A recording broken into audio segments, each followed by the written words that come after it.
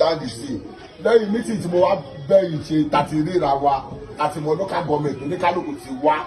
ẹ ti understand a máa wá pé giant meeting tí Èkìtì máa wá ẹ̀yìn náà máa wá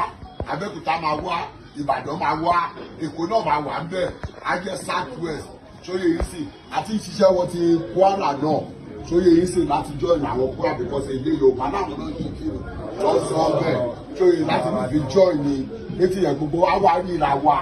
a máa mọ́ra wa ṣóyè yìí sì after that máa mọ́ra wa ẹ ti understand Èkó náà máa fi ṣe headquarter torí kálukú máa ní big office ṣóyè yìí sì ẹni tó jẹ́ ẹ̀dà sí ó máa yọ èèyàn mẹ́rin tó máa wá ṣe àmójútó yìí tó máa wà ní bọ́ọ̀dù yẹn ní Lagos State tó máa lọ́fíìsì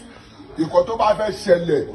ṣóyè yìí sì kó tó di pé election dé àbí campaign dé ṣóyè yìí sì á lè máa lọ fún ìyí ní